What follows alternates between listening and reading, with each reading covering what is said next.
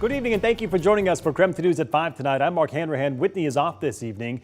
We begin tonight with the fallout of an hours-long standoff on Spokane South Hill that drew a huge law enforcement response last night. Today, we know the man involved was reportedly suffering a mental health crisis. And within the last few hours, we've received court documents on the incident. We have KREM 2 team coverage tonight. Amanda Rowley has details on what exactly happened and where the investigation stands right now.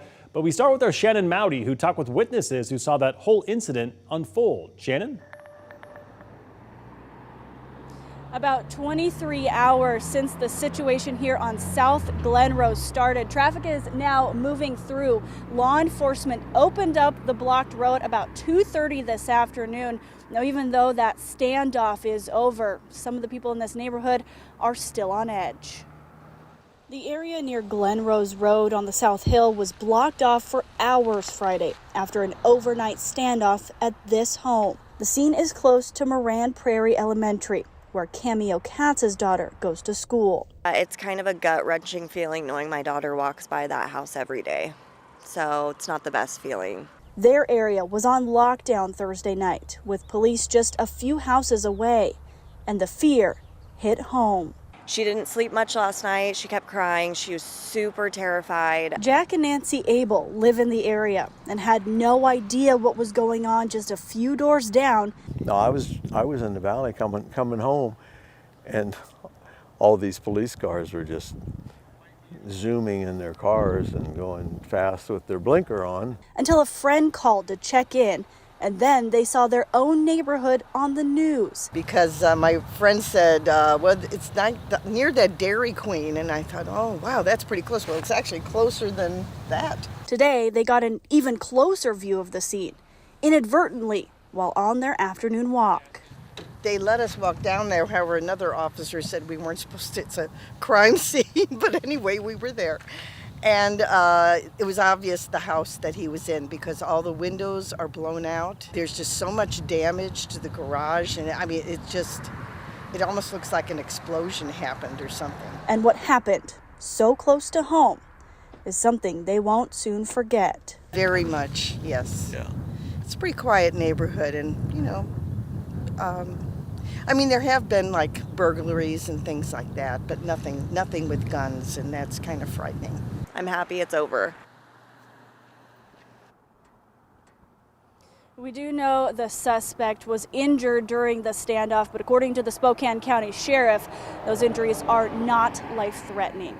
Shannon Mowdy, KREM 2 News. Shannon, thank you very much. Our Amanda Rowley continues our team coverage tonight, breaking down what we know about the incident so far. Amanda? Well, we are now learning from new search warrants that deputies were familiar with the man involved in last night's standoff, and they also knew that he was diagnosed as a schizophrenic. Now, documents say when he was in a symptomatic state, he became homicidal, and he has made suicide by cop statements in the past. For these reasons, we are choosing not to identify him. The Spokane County Sheriff's Office says mental health professionals reported the man's declining mental health on Wednesday when an argument with his mother escalated to threatening to kill her. Later that evening, deputies say he raised a gun at them through a window at his home. They took cover and made the decision to leave so as not to force a deadly encounter. We have the state law that dictates we take all the steps we possibly can, to include leaving, to avoid using lethal force. A team monitored the man's home. The next day, they followed him to a nearby store where he reportedly threatened people there. He eventually returned home where officers were not able to stop him before barricading himself inside. Shortly after deputies called backup, they reported gunshots. We're at his house. We have the front surrounded. No cover in the rear. He's yelling from inside of the house at us. Our shots fired! Our shots fired! Sheriff John Knowles explained to me why deputies didn't take the man into custody immediately after the initial threats against his mother. The decision was made that evening, not last night, but the night before, that he wasn't an imminent threat to anybody but himself. The mother was not at the home. The family members were not at the home, and he had not made any overt threats that we were aware of to the surrounding community. In other words, the man wasn't considered an imminent threat to the community until the incident at the store. That was the tipping point for law enforcement's engagement.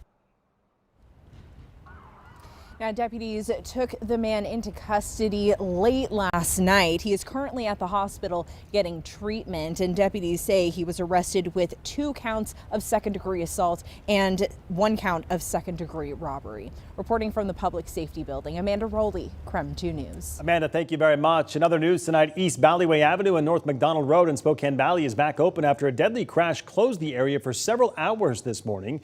Deputies say the male driver was pronounced dead at the scene. The female passenger was taken to the hospital with what they described as potentially life-threatening injuries. According to investigators, a Volvo S60 appeared to be going about 70 miles per hour on a residential street, crashing into a tree and then splitting the vehicle in half. Police did find child safety seats, but later determined they were unoccupied at the time of the crash. New details this morning in a deadly crash on Alki Way last week. New court documents show one of the cars involved was stolen. Here's what police say happened. A white sedan going extremely fast down Alki lost control and swerved into oncoming traffic. It hit a truck head on. The driver of the sedan died at the scene while 2 passengers in the car were hurt and taken to the hospital. Police now say one of those injured passengers, Danielle Elayashi, stole the white sedan earlier this month. He is now facing charges of vehicular assault and vehicular homicide. A construction alert for you tonight. Drivers, be prepared for lane closures on eastbound I-90 starting on Monday. Several lanes on I-90 will close from the Four Lakes interchange to the Geiger and Grove Road interchange in Spokane. The closures will start at Monday at 7 in the morning and remain in place until 3 in the afternoon, then that same time on Tuesday as well. WashDOT crews will be working to seal the road to keep moisture from getting into the asphalt to prevent more cracking in the future. All right, taking a break from the headlines to talk weather. The weekend is finally here, and it looks like we could have some warmer temperatures in the forecast. Let's get straight to Chief Meteorologist Jeremy Legoo for more on that. Jeremy? Well, Mark, it does look like it warms up just a bit in time for the weekend. In fact, almost by 10 degrees right now compared to tomorrow. We'll take that. Right? Not all that bad considering right now we're at 47. We were at 48 just an hour ago, so that warm up puts us in the upper 50s come tomorrow, and it likely comes with a lot less moisture. Right now, still under that persistent trough, and what winds up happening is this little bump right here slides just a little bit farther to the east, and that's enough to kick out some of those afternoon showers we've been dealing with pretty incessantly this week.